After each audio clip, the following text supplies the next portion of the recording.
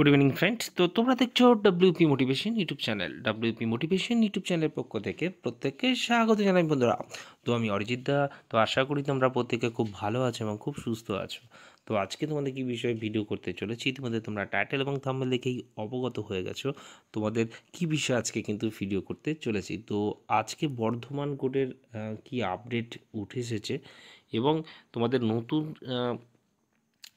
যে Kolkata city civil কোর্টের যে নতুন বিজ্ঞপ্তি কবে প্রকাশিত হতে চলেছে সেটা নিয়ে কিন্তু আজকে বিস্তারিত আলোচনা করতে চলেছি। চ্যানেল যদি নতুন হয়ে থাকো চ্যানেলটিকে সাবস্ক্রাইব করে রেখে পাশে বেল আইকনটাকে প্রেস করে রাখতে ভুল করো না এবং অবশ্যই নোটিফিকেশনটিকে অল করে রেখো, যাতে নিত্য নতুন চাকরির আপডেট যেগুলি প্রোভাইড করি সেগুলি যাতে সবার আগে পেতে যাও। অবশ্যই চ্যানেলটির সাথে যুক্ত থাকতে বন্ধুরা ভুল করো না এবং ভিডিওটি যদি সত্যি খুব হেল্পফুল মনে হয়ে থাকে একটা করে লাইক করে দেওয়ার অনুরোধ রইল।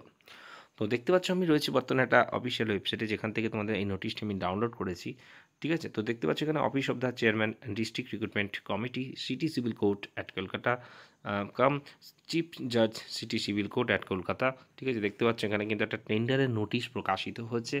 ঠিক আছে, তো এই সিটি সেন্টারের কিন্তু রিক্রুটমেন্ট কিছুদিন আগেই হয়েছে, তার রিক্রুটমেন্টের গন্ধ হয়তো এখনও মানে ঠিকমতো যায়নি।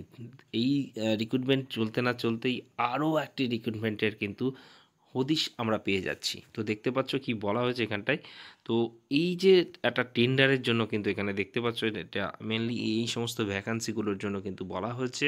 ঠিক আছে, তো এই যে টেন্ডারের জন্য খুব দ্রুত তোমাদের কিন্তু এই সিটি যে সিভিল কোর্টে কিন্তু বিজ্ঞপ্তি আসতে চলেছে, সেটা কিন্তু এবছর আসছে না, 2025-এর শুরু একদম প্রাককালে কিন্তু এই ভ্যাকান্সিটা কিন্তু আসতে চলেছে, যেটুকু খবর নেওয়ার চেষ্টা করেছি। এবার চলে আসি তোমাদের বাঁকুড়া।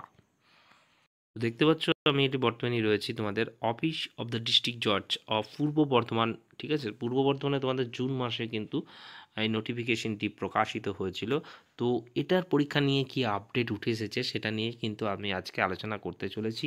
তো এইটুকুর যে এই যে জেলা কোর্টের রিক্রুটমেন্ট লাস্ট পর্যন্ত যেটুকু আপডেট এসেছে, ঠিক আছে, তো তোমাদের এক্সাম নিয়ে কিন্তু একটা মিটিং হয়েছে, সেখানে কিন্তু এক্সাম করানোর ব্যাপারে একটা, ঠিক আছে, গ্রিন সিগন্যাল কিন্তু পাওয়া গেছে। তোমাদের এই চলতি ডিসেম্বর মাসেই কিন্তু তোমাদের এই রিক্রুটমেন্টটার এক্সাম হতে চলেছে, যেটুকু আপডেট রয়েছে।